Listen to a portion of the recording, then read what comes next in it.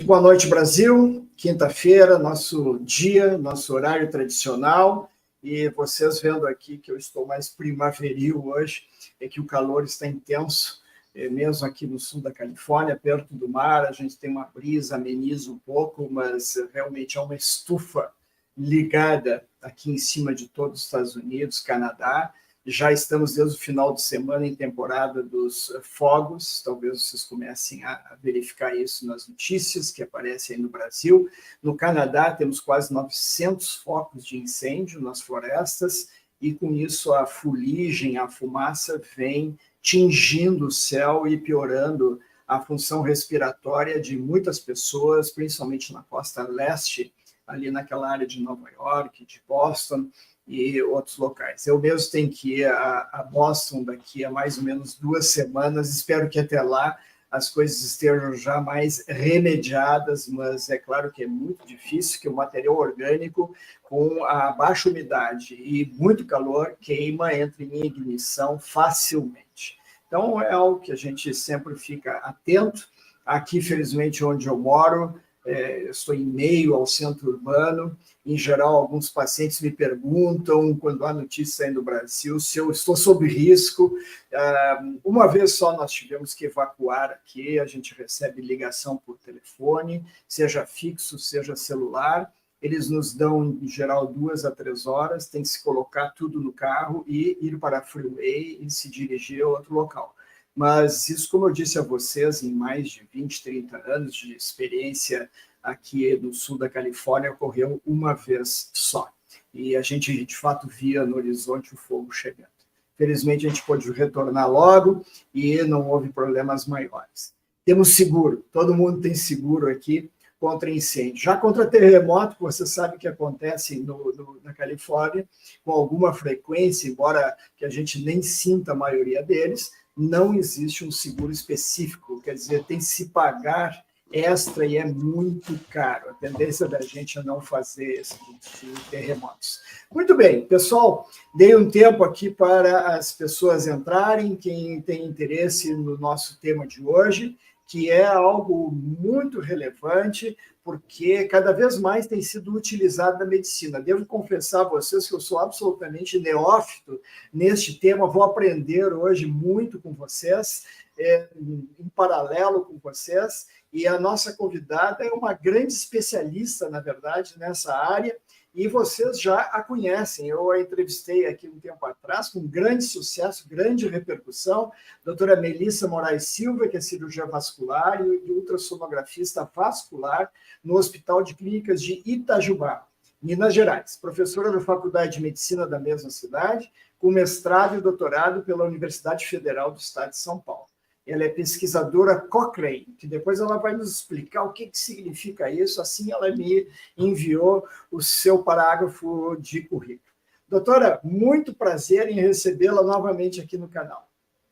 Obrigada pelo convite mais uma vez, eu que fico muito feliz e contente de poder participar desses momentos aqui, aquele momento que a gente tenta passar um pouquinho do que a gente sabe, né? Porque quanto mais a gente estuda, mais a gente vê que o nosso conhecimento é pouco perto de tudo que a gente precisa realmente saber. E é muito importante, muito bom e gratificante também ver que tem esse retorno das pessoas que te assistem aqui, essa conversa com você, que ela é muito agradável, a gente nem vê o tempo passar, isso que eu comentei até da última vez que eu participei. Mas é uma honra e mais uma vez eu agradeço por estar participando aqui com você nessa quinta-feira. Excelente, doutora. Realmente o pessoal que eu tenho entrevistado tem me dito, puxa, já passou 1h30, puxa, quase 2 horas. Então, a gente vai conversando aqui num papo agradável e informal e informando as pessoas, o que é o mais importante, num linguajar que possa ser entendido. Quem não pode nos assistir ao vivo, nos assiste depois, porque tudo fica gravado. Eu repito isso porque muita gente me pergunta, puxa vida, cheguei atrasado na live, puxa vida, eu gostaria de rever. Está sempre gravado aqui no canal. Doutora, uma pergunta inicial. Eu sempre ouvi falar que essa câmara hiperbárica se utilizava em mergulhadores, até profissionais, para evitar aquelas lesões com câimbras, com as pessoas se torcendo toda, porque elas saem das profundezas do mergulho vão à superfície, se fizer isso muito rápido, elas têm problemas muito sérios de descompressão. Mas agora eu vejo que a medicina começa a utilizar cada vez mais. Onde é que surgiu o seu interesse por medicina hiperbárica, câmaras hiperbáricas, oxigênio terapia hiperbárica? Sim. Me pergunto, há quantos anos a senhora mergulha, doutora? Essa pergunta é muito interessante, porque é exatamente isso. Sem o mergulho, sem os conhecimentos de marinha, sem os conhecimentos desses problemas que mergulhadores apresentam e que tinham essa necessidade de tratamento, que é quando o mergulhador ele sobe muito rápido para a superfície, a quantidade dos gases que estão envolvidos no corpo dele, eles vão manter um tamanho de bolha, vamos pensar desse jeito, de um tamanho às vezes inadequado, e ele gera esse problema, que é essa síndrome descompressiva, que é quando tem as câimbras, para às vezes de movimentar a perna, para de movimentar os braços, e isso às vezes deixa a pessoa com sequelas permanentes e algumas pessoas nem sobrevivem. Então, realmente tem todo esse impacto, muito vinculado mesmo a mergulho, mas o meu início, eu falo esse novo romance que eu tenho na medicina, que é a medicina hiperbárica, o meu amor inicial é a cirurgia vascular, mas esse minha nova paixão, que é a medicina hiperbárica... Doutora, o seu marido não está nos ouvindo, né? Não. A gente não deixa ele ouvir isso depois. Começou há pouco tempo e frente a quê? Era uma inquietude até que eu tinha com alguns pacientes, que a gente tem como uma opção de casos difíceis de cicatrização, daí isso na minha área, né, de cirurgia vascular, esse tratamento de oxigenoterapia hiperbárica. Então, aquelas feridas que não têm uma cicatrização adequada, geralmente relacionadas a pé diabético, depois a gente vai até falar mais sobre todos esses itens que a gente está falando. Quando elas não têm, às vezes, um resultado adequado, uma cicatrização que não está adequada, esse tratamento com oxigênio em alta concentração num regime de pressão aumentada, ele favorece essa cicatrização. E na cidade onde eu moro, eu estou aqui no sul de Minas, em Itajubá, nós não tínhamos esse tipo de tratamento. E aí a gente até pensa assim, mas tem cidades próximas, né? Que a gente pode ir para São José dos Campos, Taubaté, São Paulo, mas tem um problema. Esse tratamento, o paciente precisa, às vezes, fazer diariamente uma sessão que dura quase 1h30. E você só faz isso se você está perto da sua casa, ou senão você vai ter que se mudar para essa cidade. Então, poucos pacientes aqui da nossa região tinham essa facilidade e até essa condição financeira de se mudar para São Paulo, Rio de Janeiro, Campinas, e faziam os tratamentos e melhoravam. E nós não tínhamos essa opção aqui. Aí, há uns há 4 anos atrás, nós tivemos uma oportunidade de uma mudança do local onde nós trabalhávamos aqui de clínica, fomos para um lugar um pouco maior, e surgiu essa oportunidade. Por que nós não também pensamos nisso? Vamos crescer um pouco mais, a gente pode vincular esse tipo de tratamento ao nosso serviço. E antes de montar o serviço, aí começaram as especializações, né? Eu fiz uma pós-graduação na Santa Casa de São Paulo. A gente tem outros cursos muito já consagrados aqui no Brasil, que são com profissionais que praticamente começaram hiperbárica aqui no Brasil, que eu participei também, principalmente a doutora Marisa, que é uma pessoa que nos ajudou muito aqui no começo, e a gente começou a estudar. E aí, nesses últimos 12 meses agora, que efetivamente a gente está com isso instalado aqui em Itajubá. E o mergulho é interessante, porque todas as vezes que você vai estudar medicina hiperbárica, metade do curso é sobre mergulho. E eu fiquei fascinada. E aí, só que eu tenho que confessar que eu nunca mergulhei. Eu nado, já nadei em mar aberto, fazia provas de triatlo, mas acho que se eu tiver que mergulhar um pouquinho, mas eu ainda não estou preparada. Mas ficou como algo que eu tenho ainda como pendente, porque é apaixonante. É interessante, eu tenho pacientes que mergulham, colegas, e eles fazem questão de me mostrar vídeos, olha esse peixe aqui, olha esse polvo, olha como é que foi, é fantástico, né? O pessoal fica apaixonado, viaja pelo mundo inteiro fazendo isso. Exatamente. Tá? Com os cuidados, é claro, porque hoje em dia se sabe como evitar the bends, como eles dizem aqui nos Estados Unidos, ou seja, essas câimbras de mergulho, que elas não aconteçam, que pode ser, inclusive, letais. Né? Doutora, sim, vamos direto ao nosso assunto. Um pouco do histórico. Quem é que inventou esse tipo de câmara? e para o que se utilizava, como é que evoluiu até chegar na oxigênio-terapia sob pressão. Sim, o que a gente tem de conhecimento? Então, na verdade, desde lá de 1600, 1700, a gente já começa com alguns eventos históricos que, na verdade, culminaram para o que a gente tem hoje, né? Então, existia uma era pré-científica onde, de um modo geral, algumas pessoas pensavam que se você colocasse uma pessoa numa câmara e aumentasse a pressão dentro dela, isso seria bom para respiração, para digestão, mas nada sem uma explicação muito plausível, um mecanismo que fosse realmente de forma que você entendesse de uma forma por que isso é bom para respiração ou para digestão. E com o passar, né, desse período, às vezes até um pouquinho aqui antes do século XVIII, alguns nomes importantes começaram a observar alguns efeitos, tanto da pressurização, como, por exemplo, existiu um pesquisador chamado Robert Boyle, que ele observou que quando ele pressurizava cobras, acumulava bolhas no olho da cobra. Então, sabia-se que existia algo diferente que acontecia em relação aos gases presentes no nosso corpo, dependendo da pressão que a gente é submetido. Quando a gente fala isso de pressão, é como se a gente pudesse imaginar que a gente está mergulhando mesmo no mar. Então, a gente pode mergulhar 5 metros, 10 metros. Então, quanto mais fundo a gente mergulha, mais pressão é exercida sobre o corpo humano, né? Então, existiram relatos como esse, ou, se não, alguns outros adventos, como descobrir que esse mal dos mergulhadores, que é subir e passar mal, acontecia porque se acumulava muito nitrogênio no corpo da pessoa. Então, esses conhecimentos foram sendo adquiridos em relação ao quê? Aos mecanismos em relação tanto à pressurização, como também aos componentes de oxigênio. Só que, de uma certa forma, a gente sabe que o Dr. Fontaine teve uma ideia brilhante, na verdade, de tentar pressurizar as salas onde eles faziam as cirurgias dos pacientes, porque eles acreditavam que isso iria melhorar o resultado. Então, sob uma pressão maior, eles iriam melhorar o resultado dessas cirurgias. De que forma? Porque teria uma ação maior do oxigênio entrando nas células das pessoas, no sangue, e dessa forma eles conseguiriam resultados de cicatrização, resultados melhores.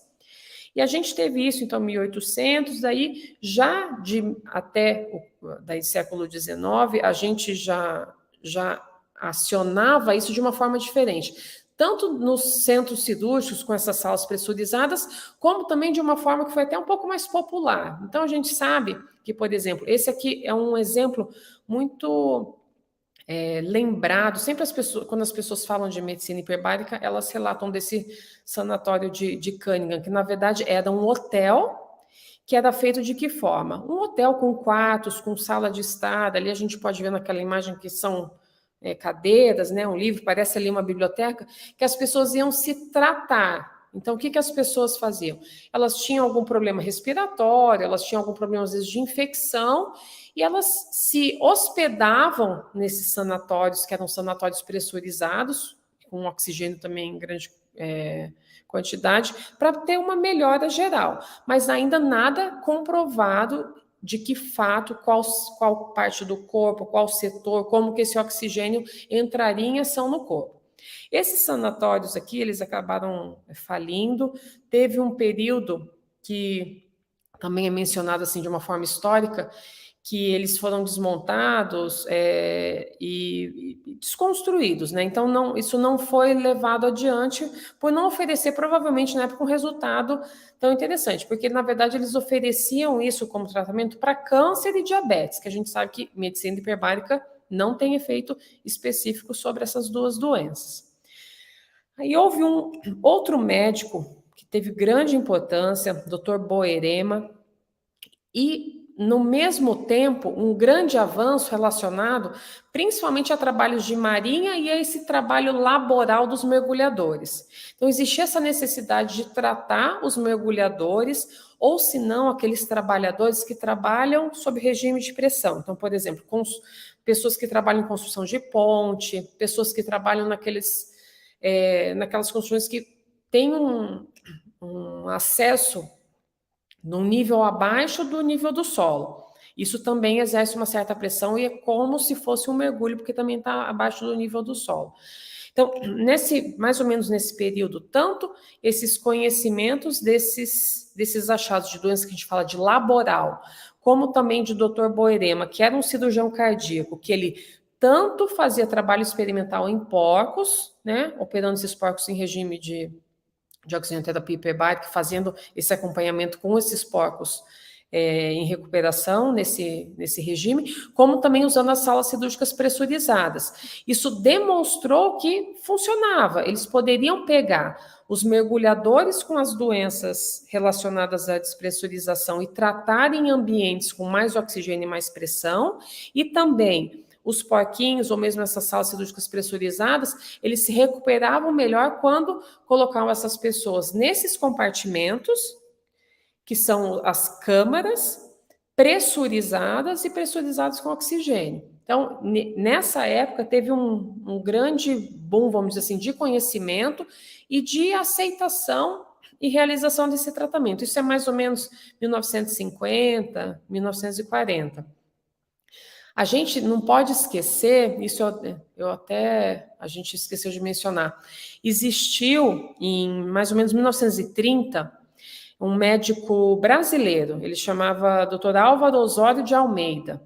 Ele passou um tempo na França, em Paris, no Instituto Pasteur, e lá teve contato com esse tipo de tratamento, e voltando ao Brasil, ele fez um trabalho muito intenso, que teve até algumas publicações. Mundialmente ele é reconhecido, mas no Brasil a gente ouve falar pouco desse nome, em hiperbárica, que ele tratava principalmente pessoas que tinham hanseníase e também alguns tratamentos de paciente com câncer. Ele fez todo esse trabalho no hospital no Rio, que é o Hospital Gafreguinli, se eu não me engano. Eu não estou recordada agora. Mas a gente tem até esse brasileiro que foi envolvido nessa época desse boom. E aí, depois desse período, né, então, 1960, 70, é que essas construções dessas câmaras se tornaram algo mais factível, e a gente viu por um período que elas não eram tão frequentes nas cidades, né, não é um tratamento que era tão fácil de ser encontrado. Mas nos últimos 5 anos, pelo menos, a gente considera que a gente já tem de uma forma bem mais acessível. Doutora, a senhora citou os porquinhos. Por que na medicina vários dos meus convidados falam em porcos como animal experimental, e inclusive se falou mais recentemente em fazer transplante de coração utilizando porco? O que o porco tem de especial em relação a ser humano, doutora? A gente considera que o tamanho é complicado experimentar hoje em dia, né? A gente sabe que tem que existir um cuidado e uma ética muito, assim, criteriosas para a gente trabalhar com animais, porque a gente sabe que às vezes isso pode gerar algum tipo de sofrimento para o animal, e não é essa a intenção, né? Na verdade, todos esses experimentos, eles têm que ser realizados com ética, sem sofrimento animal, isso tem que ser muito criterioso. Mas quando é escolhido o porco, é porque é um animal de um tamanho um pouco maior do que comparado, por exemplo, com o rato, que também é um outro animal experimental, e algumas características dos órgãos são semelhantes ao humano, então por isso que acaba sendo um animal que é escolhido, né? Mas hoje a gente vê, com avanços de tecnologia, que cada vez menos animais são utilizados, né? Para isso a gente consegue fazer com engenharia, com computação, com essa parte que a gente tem avançado cada vez mais de uma forma que substitui, né? Perfeito. Nós falamos aqui em outras lives sobre a substituição do in vivo pelo in silica, que seria pelo computador, por exemplo. Tá? Isso. Então a gente consegue fazer modelos experimentais e evitar essa situação toda dos animais, primatas também, né? Que a gente acabou não falando aqui. Doutora, quais são os tipos de câmara hiperbárica que nós temos? Bom, então a gente tem basicamente 2 tipos de câmara hiperbárica. A gente tem uma que comporta uma pessoa por vez, que ela vai entrar como se fosse uma grande incubadora. Então, que é essa aqui que está aqui do lado esquerdo, que é para uma pessoa, ela entra deitada, ela fica deitada. Geralmente isso tem um sistema de entretenimento, a pessoa fica até com uma TV do lado de fora onde ela assiste, ela escuta o som, e ela fica geralmente nesse campo que é todo de acrílico. E peço desculpa, eu Doutora, aqui não está calor, mas está seco também. Bom, não, a senhora está desculpada, não tem problema. Eu também estou com a minha aguinha aqui, que eu vou tomar de vez em quando. Doutora, isso aqui é de acrílico, eu entendo, merece receber pressão com toda a qualidade, cuidado. E eu queria lhe perguntar quanto tempo dura aqui, porque tem pessoa, por exemplo, que não se sente bem em ambiente tão fechado, né? Sim, existe a claustrofobia, né? O que ajuda muito aqui, se você observar nessa foto, ele é todo de acrílico. Quando a pessoa está lá dentro, ela não tem muito essa percepção, ela não fica fechada como se fosse numa ressonância. A sessão, o ideal é que ela fique até 1h30, mais ou menos, que é bastante tempo. Então, uma das contraindicações relativas até para a hiperbárica de uma pessoa, que a gente chama de monoplace, é se a pessoa tem claustrofobia. Porque você não vai poder sedar a pessoa para ela ficar lá dentro dormindo. A gente precisa que ela tenha sempre esse controle, essa fala com quem está do lado de fora, né? Sempre existe uma enfermeira, um médico, um técnico de enfermagem envolvidos nesse tratamento. Certo. Então, a claustrofobia, nessas situações, é um pouco complicado. Dá para levar o laptop, dá para levar o celular lá para dentro? Não. O que acontece? A gente está lá dentro num regime de aumento de pressão e com oxigênio a 100%. Então, é um local que a gente tem que ter um cuidado um controle de segurança muito, muito grande. Por quê?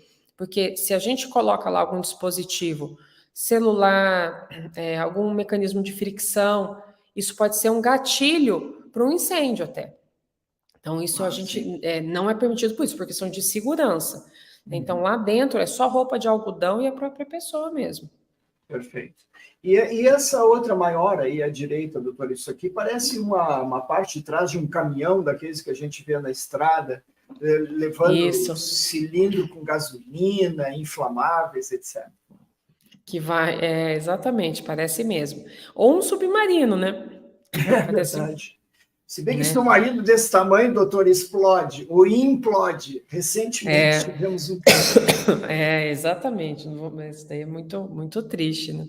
Então, como que é esse outro? A pessoa aqui, ela vai entrar por uma porta, naquela imagem que você colocou, aqui nessa que está aqui, para várias pessoas, né? A porta, até na imagem anterior que você colocou, dá para ver a TV do lado de fora. Acho que ficou bem... Não, na próxima. Esse aqui sim. Aqui é o comando, tá vendo a tela preta que está aqui na frente da pessoa? É onde ela assiste ali, ela escolhe filme. Então, o que a gente fez aqui? Tem lá Netflix, Amazon, essas coisas de TV, que a pessoa escolhe o programa e ela pode assistir. Mas aí a gente volta lá para várias pessoas. Aí ela entra como se fosse nessa abertura, essa portinha redonda aqui, e ela vai ficar dentro da câmara. Aí o ambiente inteiro vai ser pressurizado. Desculpa, novamente, deixa eu só beber mais uma aguinha aqui. Daí a gente eu estou vendo uma câmara para 2 pessoas, mas nós temos exemplos aqui de mais pessoas até que eu encontrei na internet. A doutora vai nos explicar isso aqui. E se as pessoas podem ficar conversando nesse período, o que elas fazem? Essa aqui está lendo, né? Papel pode entrar, isso pode, isso não tem problema. Então, o que acontece? Nessas com mais de uma pessoa, o ambiente vai ser pressurizado com ar. Então, não vai ser todo de oxigênio, vai ser ar. Então, ele entra como se ele estivesse realmente afundando ali no mar, como se fosse esse submarino. E ele respira oxigênio a 100%. Por isso a máscara. Exatamente, porque não adianta só pressurizar e não adianta só respirar oxigênio 100%, porque senão a gente poderia colocar catéter nas pessoas e elas estarem sendo tratadas. Não funciona assim. E não funciona também só pressurizar uma parte do corpo, porque Porque já tentaram inventar, por exemplo, eu vou fazer uma máquina hiperbárica para perna, para ferida. Não, eu tenho que inteira ser pressurizada e não só uma parte do corpo. Aí essa que tem várias pessoas, elas entram, elas ficam sentadas. Aqui na frente dessa foto, pode ser uma maca que está nesse branquinho, porque uma pessoa ou duas podem ficar deitadas. Aí elas permanecem também 1 hora, 1 hora e meia. E dentro desse que tem várias pessoas, sempre entra um guia, que é um técnico de enfermagem, que tem treinamento, porque ele fica, que é essa pessoa que está em pé aqui nessa foto.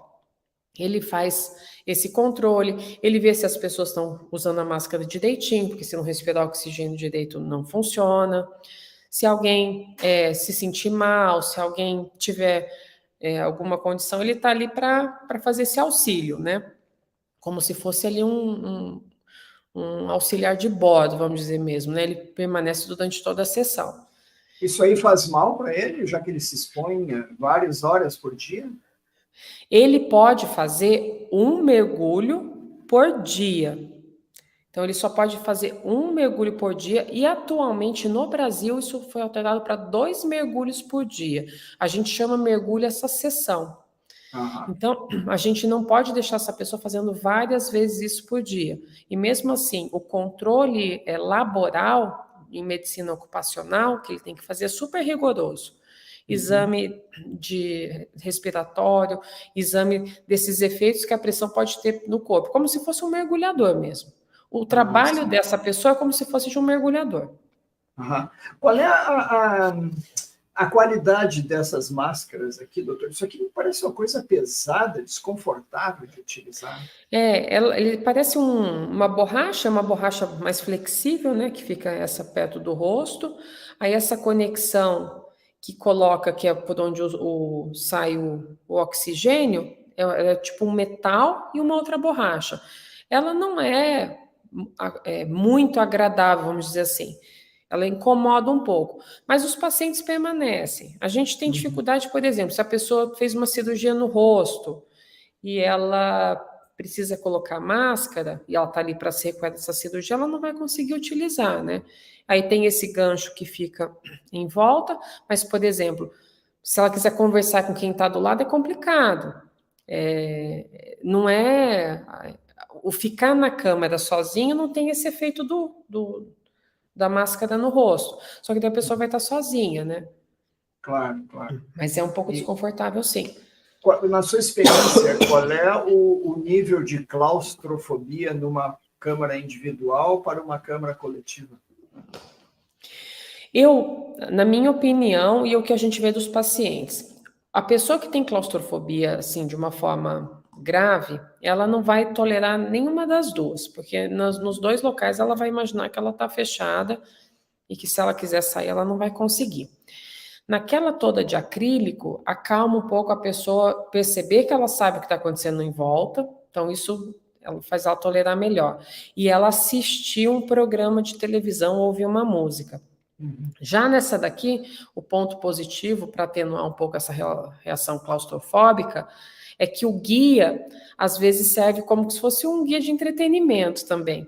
Os pacientes falam que eles jogam bingo, que eles fazem carteado, porque eles têm que fazer, o tempo tem que passar ali, né? E papel pode ser levado ali para dentro, né? Então, geralmente, eles jogam baralho e fazem bingo. Mas bingo não, porque tem que levar a rolha. Mas esses jogos que eles podem estar fazendo ali em conjunto. Pode ser também uma sessão de leitura, né, de um capítulo de livro, sessão de poesia, doutora. Deve ter várias atividades aí que o pessoal criativo, né, pode fazer. Eu vi essa outra foto aqui, que eles não estão usando máscara, doutora. Isso. Se a gente observar, é como se fosse um capacete.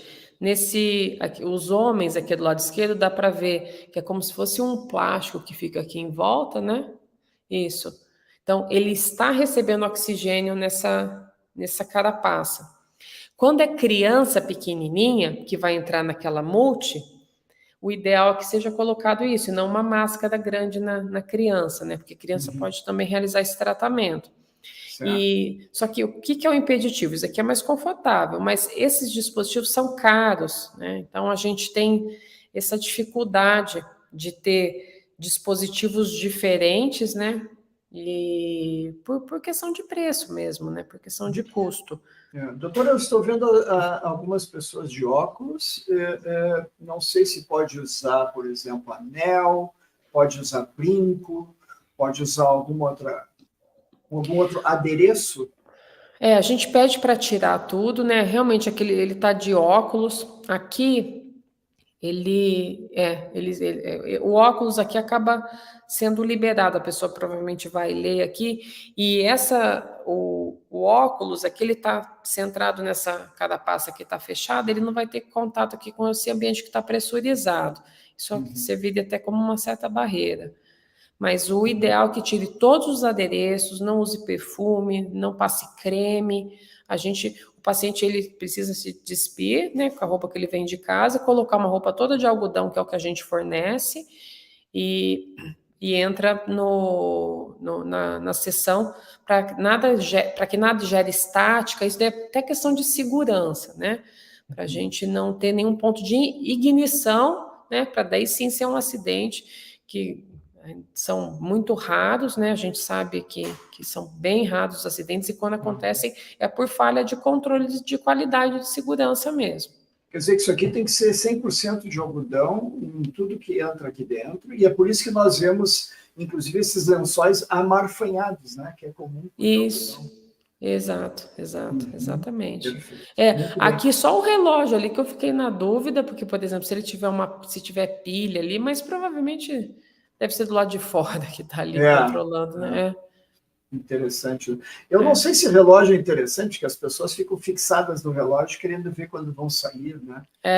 Gera uma certa gera um angústia, estresse, né? exato. Mas isso é aqui nos Estados Unidos, é da Clínica Mayo, essa foto. Sim, bem essa foto eu não conhecia, bem interessante. Doutora, vamos à coisa prática. Quem é que paga essa brincadeira toda aí? Tem pelo SUS, tem por convênio, é só particular, independente das indicações que nós vamos falar logo ali. Sim. No SUS não existe, tá? Não, o SUS tem essa característica de ser universal, então algumas terapias, como elas não são disponíveis de um modo mais fácil em todas as cidades, elas não estão incluídas. Mas o que a gente tem como opção? Alguns municípios optam por realizar tratamento desses como terapia não contemplada, né? Então, por exemplo, aqui na nossa região, a gente tem um consórcio municipal, isso é o dinheiro das prefeituras, o paciente entra como pelo SUS, mas os responsáveis por esse pagamento são as prefeituras. Então, é um pagamento público, mas realizado via prefeitura, mas não é pelo SUS. Então, cada cidade, cada região, ela vai ter uma forma, e a gente sabe que essas formas existem no sistema público para conseguir tratamento com oxigenoterapia hiperbárica. Os convênios, eles pagam, isso já está autorizado pela ANS já há alguns anos, e isso entra no rol dos tratamentos e o convênio paga, né? Então, a gente precisa fazer uma solicitação para o convênio autoriza e os tratamentos são pagos. Ou, se não, os tratamentos feitos de forma particular, né? Daí o paciente pagaria isso por conta. O normal, assim, digamos, na média, de um tratamento desses, quantas sessões são? 10, 20? De 10 a 40. Então, o que a gente... 10 a 30 para os casos que são mais agudos. O que é um caso agudo? É um machucado recente, uma cirurgia que não cicatrizou, esses problemas que não tem mais de 1, 2 meses de evolução. Se nós fizermos 20 sessões e a gente não vê um resultado bom para esse paciente, né, que não vão ser todos que vão ter essas indicações, são aqueles casos que os tratamentos habituais não estão tendo resultado. Ou casos muito graves, por exemplo, assim, um esmagamento de membro depois de um acidente. Nessa pessoa a gente tem que fazer todo o possível, porque a gente sabe que a gente está lutando contra o tempo para salvar o membro, né? Mas, por exemplo, uma cicatrização de uma cirurgia, geralmente ela ocorre de uma forma normal. Não precisa fazer hiperbárica em todo mundo, né? Mas se aquela cirurgia, fez uma cirurgia plástica, que o ponto abriu, fez uma necrose de pele, necrose aquela área do tecido que morreu. Essa pessoa ela vai se beneficiar com isso. Então, ela vai fazer ali as primeiras 10 sessões. 10 sessões acaba sendo esse mínimo para a gente ter esse resultado. Se ela está melhor, de 20 a 30 resolve. Se até a 15ª a gente não vê resultado, a gente sabe que aquela pessoa não vai responder bem aquilo e também não adianta a gente gastar o tempo, questão financeira, né, num tratamento que não está tendo resultado. Já os casos mais crônicos, um pé diabético de muita evolução, tem uma indicação que é osteomielite, então o paciente tem uma infecção no osso, que o osso é algo difícil para tratar, né? O antibiótico não atinge direito, geralmente essas infecções são muito antigas, aí ele permanece 30, 40, daí a gente tem relatos até um pouco mais, um número maior de sessões, mas daí com melhora, mas sempre fazendo essa avaliação. E existe a indicação nesses casos, então, de eventualmente a pessoa retornar para novas sessões ao longo dos próximos anos? Não, de fazer isso periodicamente? Digamos uma pessoa que tem o pé diabético, ela está com a tendência a fazer aquelas feridas que não cicatrizam, que é difícil, pode ter bom resultado, fez 15 sessões, cicatrizou, dali a 6 meses tem de novo. Ah, sim. Existem pacientes que têm esse perfil. Então, são aqueles pacientes, não que vai fazer de uma forma de prevenção, mas que se ele tiver a lesão de novo, ele vai fazer. E aí, principalmente esse perfil de paciente, que seria, então, o pé diabético ou paciente que tem osteomielite, são pessoas candidatas a participarem desse tipo de tratamento de uma forma que de vez em quando aconteça. Infelizmente, né? Claro. Mas E acontece. se a pessoa tem condições financeiras, ela pode comprar e ter em casa? Claro que fazendo sob indicação médica. No Brasil, não. E no mundo em geral, é autorizado, mas é como se fosse uma câmara de uma dimensão menor e uma pressão menor. Ela não chega ao que a gente chama de pressão terapêutica. A pressão terapêutica seria como se a gente abaixasse 15 metros no mar, que é 1,5, que é o que a gente usa de pressão, né? Que seria mais ou menos 2 atmosferas, 2, 3 atmosferas, assim, o máximo que chega.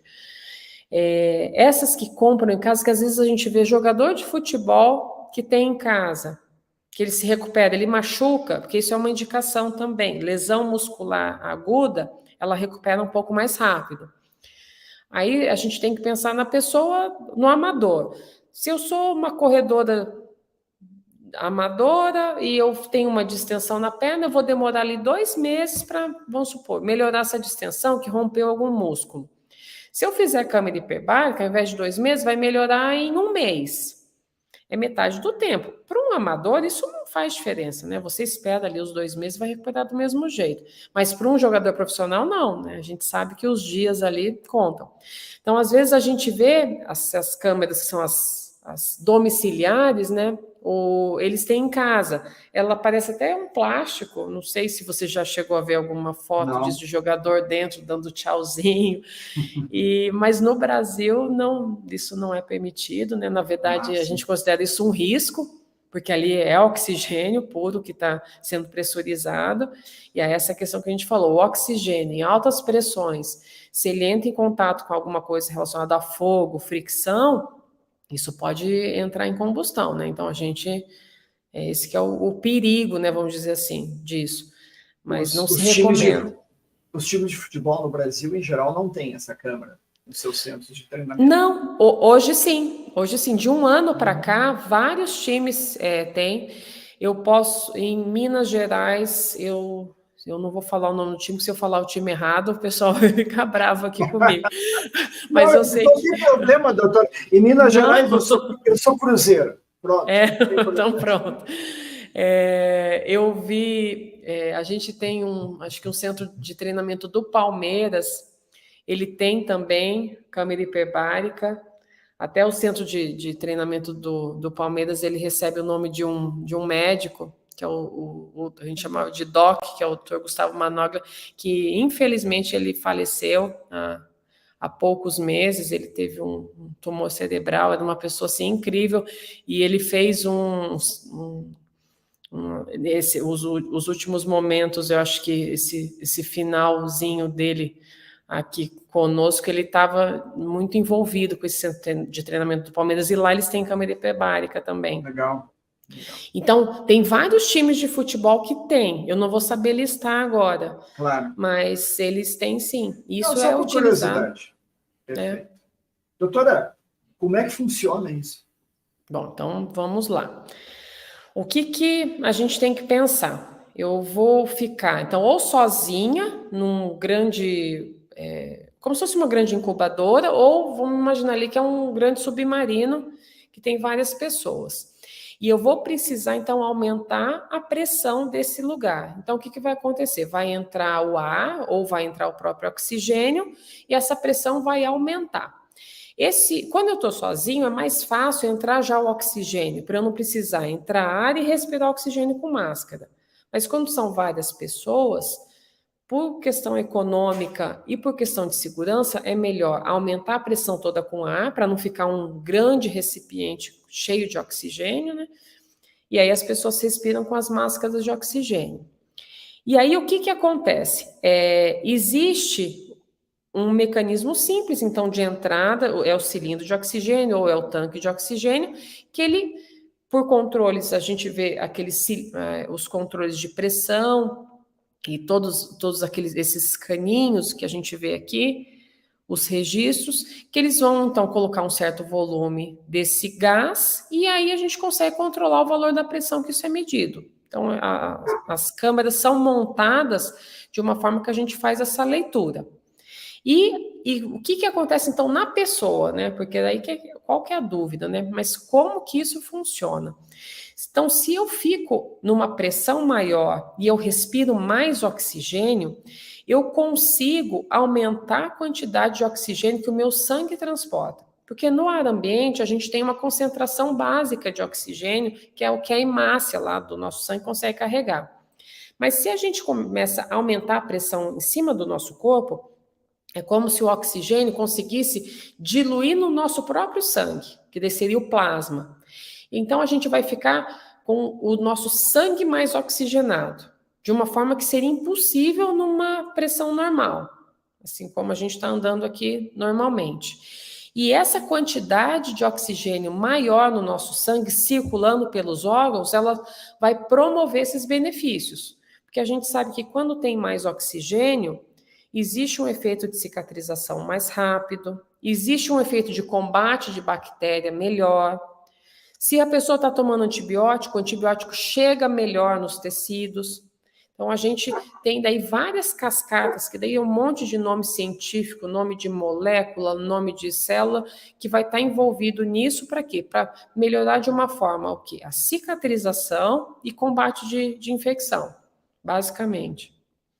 Que é o que se vê aqui nesse desenho à esquerda, né, doutora? A gente vê uma Sim. úlcera aqui, uma solução de continuidade grande da pele, que está aqui, e dali a pouco começa a cicatrizar mesmo, né? Já não se vê essa barra vermelha aqui depois do tratamento. Então, e aqui está mostrando que estão se formando vasos novos também, doutora. Sim, agora eu estou vendo, a quantidade de vasos parece muito maior aqui. Sim, interessante. Sim. Assim, é impressionante mesmo. A gente vê, o paciente sente, a gente vê essa velocidade de cicatrização, ela acontece. E a gente não vê isso só porque a gente acha, né? Então, assim, que é o que... Aí até entra quando você me perguntou assim, o que é pesquisadora Cochrane, né? Que você falou lá no começo, quando você tinha apresentado. A gente tem que pensar em escolher os tratamentos para os pacientes, de uma forma geral, baseado nos trabalhos científicos que são feitos de uma forma correta e que mostram que eles dão bom resultado. Então, a gente tem trabalhos científicos que comparam pessoas que fizeram câmara hiperbárica com as que não fizeram câmara hiperbárica. E a gente vê que em várias situações, principalmente feridas, pé diabético, essas questões de esmagamento, algumas lesões relacionadas à inflamação, cicatrização de cirurgia, elas cicatrizam mais rápido. Então, a gente não fala que funciona só porque a gente acha, mas porque várias pessoas já fizeram trabalhos comparando, né, esses dois grupos, que é o que entra dessa metodologia não, né, a Cochrane é um instituto que publica, de uma forma geral, revisões sistemáticas e meta-análises, que são estudos onde vários outros estudos são reunidos e analisados em forma conjunta, para a gente ter essas respostas, que são desde respostas mais simples, por exemplo, qual que é o melhor remédio para pressão alta, como às vezes de coisas mais complexas, que envolvem tipos de tratamentos diferentes, né? Como câmara hiperbárica, por exemplo. Exato, exato. Quer dizer que a Cochrane, que eu vou escrever até para o pessoal aqui, se quem quiser procurar na internet depois. Pronto, está aí. Reúne, então, dados individuais de pesquisas. Por exemplo, foi aplicado na Austrália em 20 pacientes com pé diabético, a câmara hiperbárica, os nossos resultados foram esses. Na Romênia, mais 15 pacientes. No Brasil, mais 35, da doutora Melissa. Aqui nos Estados Unidos, eu fiz 59. E aí eles reúnem tudo e veem, então, num N maior, num número maior de pessoas, se realmente está funcionando ou não. É assim, doutor? Isso. E além de reunir, porque ele reúne com critério. Se o trabalho que foi feito lá na Austrália não foi bom, ou não é comparável com o que foi feito aqui no Brasil, ele não reúne esses dois dados. Então, ele só vai reunir dados bons e comparáveis. Então, a gente tem respostas mais claras. Exatamente. Certo. E a Cochrane tem uma parte de leitura para pessoa leiga e vários textos traduzidos para português também, porque isso é um órgão que fica no Reino Unido, basicamente. A gente tem outros institutos, tem acho que na Irlanda, mas é basicamente europeu. Mas ele tem uns textos que são para público leigo e alguns textos traduzidos em português. Então, é uma entidade muito útil e de um trabalho assim, riquíssimo para a gente ter essas respostas. Doutora, qual é o site, qual é o sítio de que as pessoas podem procurar essas mensagens em português? Eu já arranjo aqui, a gente já coloca até o final da live. Tá, então tá. Pode me passar no chat privado ali, depois eu escrevo aqui para o pessoal. Passo, sim. Com certeza eles vão, alguém que está nos ouvindo, ou quem vai nos assistir depois com a live gravada vai querer saber, e como a doutora nos disse, é extremamente útil, eu mesmo utilizo várias vezes ao mês, porque são informações valiosas, muito responsáveis e de grande importância na prática médica, não tem dúvida nenhuma. Sim. Doutora, por exemplo, quem é que aplica? Sim, por favor. Não, eu coloquei lá para você, o endereço que você vai colocar é do Instituto Cochrane Brasil, que existe Cochrane Brasil. E ele vai direcionando para outras informações que, assim, são várias informações, tanto para o público leigo, como também para as pessoas da área da saúde, né? Lá a gente consegue ter muita informação. Ótimo, já está no corpo das mensagens aqui. Doutor, eu ia lhe perguntar, quem é que pode aplicar essa terapia? Pode ser o fisioterapeuta, pode ser o terapeuta ocupacional, pode ser o professor de educação física, ou tem que ser o médico? A medicina hiperbárica é um ramo da medicina, tá? Tem que ser aplicada pelo médico. Ele é regulamentado pelo Conselho Federal de Medicina, isso desde 95, mas junto com o médico, obrigatoriamente, sim, para funcionar, a gente precisa pelo menos de um enfermeiro. O técnico de enfermagem, ele só pode trabalhar se existir um enfermeiro, então, geralmente, uma equipe que funciona bem é um médico, um enfermeiro, um técnico de enfermagem, e naquelas câmaras que são as multi, né, que várias pessoas entram, a gente precisa, que a gente acabou nem comentando, mas do lado de fora é um painel que ele é bem detalhado para saber quando aumenta a pressão, quando diminui, quando entra o ar, então é todo feito um controle. E existe uma pessoa que controla isso, e outro que vai estar dentro da câmara. Então, basicamente, envolve médicos e equipe de enfermagem. E eles podem ser técnicos de enfermagem ou enfermeiros, mas obrigatoriamente tem que ter um médico. Então, espera aí. Tem um médico constantemente presente enquanto está sendo feito o tratamento. Tem um Sim, profissional técnico, que é um enfermeiro, que fica dentro da câmara, que é o monitor. Tem isso. outro técnico de enfermagem, que eventualmente fica fora, mais um técnico da câmara. 4 pessoas? Isso, para a câmara hiperbárica multi, de 4 a 5. E provavelmente, se você vai ter um fórum dentro e outro operando. Se você tem uma mono, que é aquela de uma pessoa só, com um médico e uma enfermeira, você já consegue trabalhar. Uhum, perfeito. Muito bem. Doutora, vamos adiante na nossa live, estamos com informações muito interessantes aqui para o pessoal. Vocês podem. Eu acho que o pessoal está pasmo, doutora, porque estão quietos aqui, sabe? Eles Estão não têm feito quietos? perguntas, eles não viram ainda o alcance de onde que a gente pode usar isso, quem é que se Sim, beneficia, doutora? Eu acho que aí eles vão começar a nos fazer mais perguntas. Vamos para as exatamente. indicações deste procedimento, então, por favor. A gente vai falar agora uma por uma. Então, a gente começa aqui com esses nomes esquisitos aqui, ó. Embolia gasosa, embolia traumática por ar, síndrome descompressiva. O que são esses problemas? Se a gente tem ou o mergulhador ou aquela pessoa que trabalha com essas diferenças de pressão, né? Ou sofreu às vezes um acidente e ela tem algum desequilíbrio desses gases no próprio corpo, nitrogênio, o oxigênio, que seria da embolia gasosa, quando entra gás pela circulação. Quando a pessoa entra dentro da câmara hiperbárica, é como se essas bolhas grandes que estão formadas de uma forma como doença, elas diminuem de tamanho. Então, assim, embolia gasosa ou embolia traumática seria quando entra ar na circulação normal da pessoa. Se ela entra lá na câmara hiperbárica, o tamanho desse ar que está lá na circulação vai diminuir de tamanho, e aí isso para de entupir a circulação. Na doença descompressiva, é essa que a gente comentou desde lá do começo dos mergulhadores. Então, se ele sobe muito rápido de um mergulho, isso tanto no mergulho de recreação como no mergulho profissional, ou se ele permanece muito tempo e não sobe na velocidade correta, as bolhas de nitrogênio que acabam e que existem no nosso corpo, elas ficam de um tamanho muito grande e elas vão causar dano. Elas começam a entupir pequenas circulações da pessoa, ela começa a ter algum grau de paralisia, ela começa a ter algumas manchas no corpo, e isso, se a pessoa daí volta para a câmara hiperbárica, né, que seria daí como tratamento, essas bolhas diminuem de tamanho. Então, seria isso pensando assim, em gases. A síndrome de Fournier e aqui a gangrena gasosa são nomes estranhos que a gente dá para infecções muito graves, na verdade. Então, gangrena gasosa seria uma infecção com gangrena que forma gás, isso a gente sabe que é algo muito grave. E por quê? Porque tem ali bactérias formadoras de gás que a gente sabe que são bactérias muito agressivas.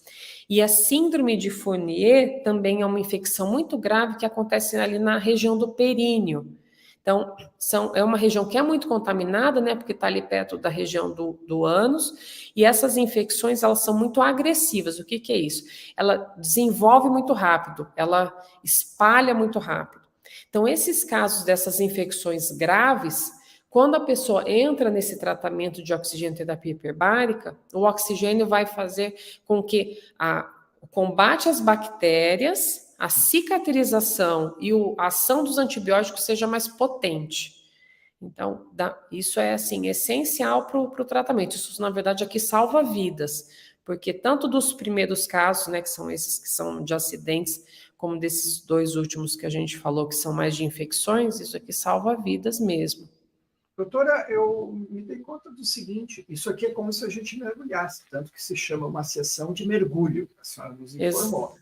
Então, Isso. significa o seguinte, assim como o mergulhador que mergulhou pela manhã não pode pegar o avião no mesmo dia e viajar, a pessoa que fez a cama hiperbárica também não pode sair dali para o aeroporto? Não, uma das orientações que a gente dá para os pacientes é isso, ele tem que esperar um período antes de fazer viagem aérea, porque senão ele vai ter esse efeito dessa descompressão, né, esses gases dessa forma. Perfeito. Bem claro. Doutor, infecções, mais infecções, doutor? Mais infecções. As duas primeiras infecções que a gente falou, que é aquelas que é a gangrena gasosa e o Fournier, são infecções muito graves, que fazem gangrena com gás e necrose. A gente tem aqui celulite, esse nome sempre confunde, porque às vezes eu acho celulite que é aquela questão mais estética, né, da pele, que fica com aqueles furinhos, mas isso aqui seria uma infecção da parte da gordura. As faceites, que são infecções um pouco mais para baixo, que pega ali a parte do músculo, que a faceite seria aquela capa do músculo. E as miosites, as infecções dos músculos. Então, qualquer tipo de infecção de tecido, que a gente chama esses tecidos de partes moles, qualquer tipo de infecção, eles se beneficiam com o uso de oxigenoterapia hiperbárica também, porque vai combater da mesma forma. Então, combate a infecção, então ele age contra a bactéria, ele melhora a cicatrização do próprio corpo e ele faz com que o antibiótico seja mais potente. Interessante, eu não sabia, nunca tinha ouvido falar dessa atuação sobre o antibiótico, muito importante. Sim, existe de forma. Todos são experimentais, né? Mas existe potencialização, sim. Perfeito, não, ótimo. E vasculites entra na minha área, doutora. Tem algumas vasculites autoimunes, quem sabe, que a gente pode até utilizar? Sim, a gente tem respostas boas. A gente tem os relatos, né? Mas, por exemplo, esses pacientes que fazem umas úlceras, porque essas vasculites às vezes causam úlceras, né? Úlceras digitais, exato. Úlceras digitais na ponta dos dedos, feridas na perna. E nessas regiões dessas vasculites, a gente sabe que vai faltar ali uma oxigenação. O tecido vai estar morrendo. E aí, como que a hiperbárica vai atuar? Melhora a oxigenação daquele tecido que está morrendo, né? Então, para isso, ela é muito útil. Quer dizer que se a pessoa recebeu uma picadura, que a gente diz quando é inseto, né? No caso de aranha, não é mordida. A aranha, o mais tradicional que eu me lembro no Brasil é o Loxosceles, que dá uma necrose importante, uma dor terrível.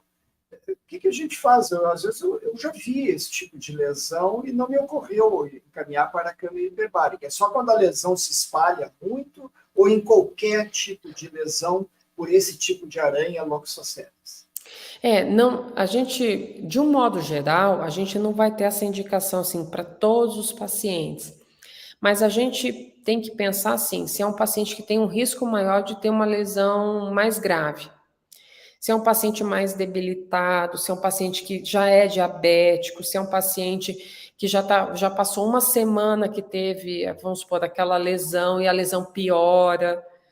Não precisa ser a hiperbárica, que ela não vai combater aquele efeito inicial, vamos dizer assim, né, da picadura. Ela não vai atenuar.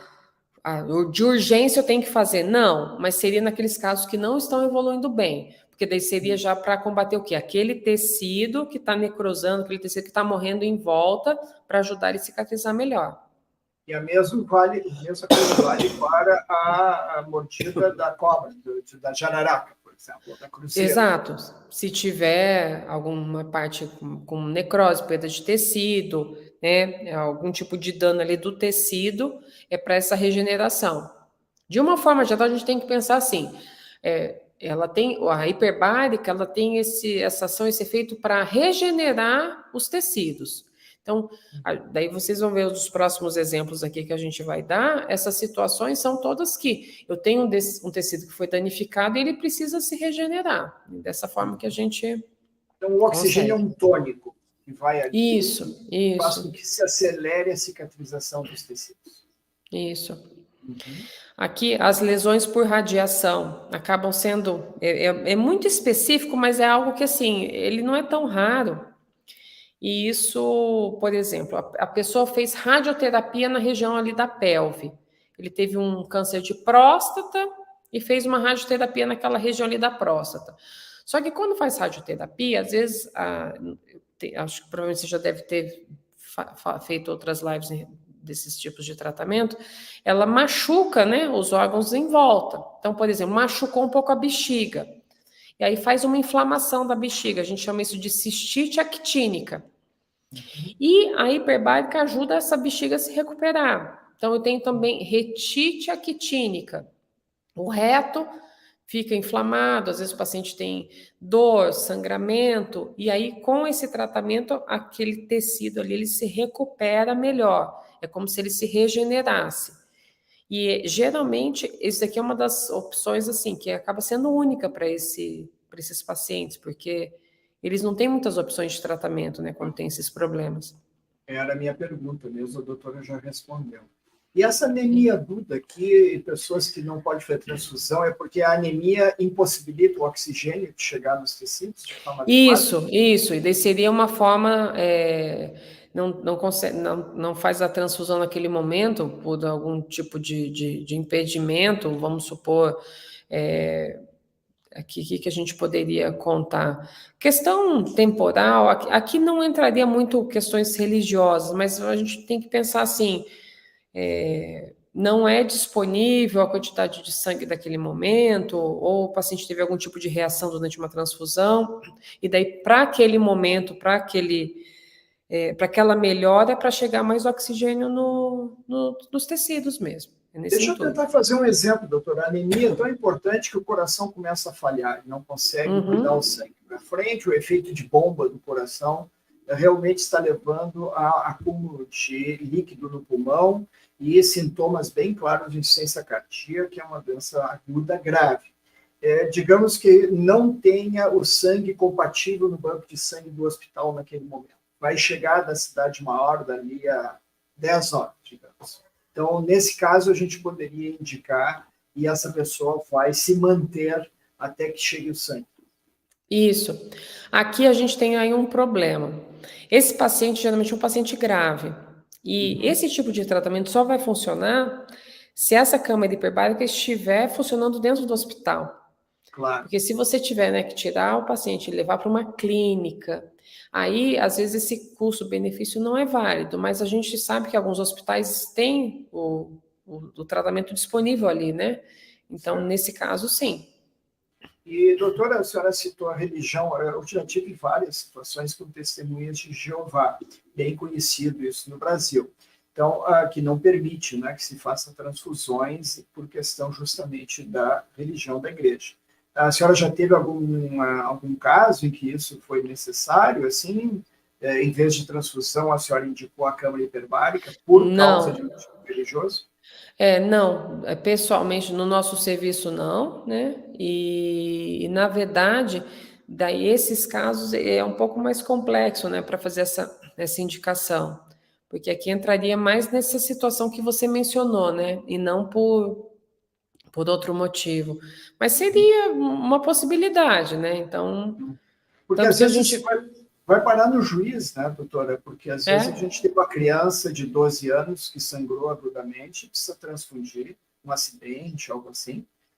Não sei se isso seria o caso, mas se poderia convencer o juiz, então, numa primeira instância, a fazer esse tipo de tratamento? Será que seria uma instância possível?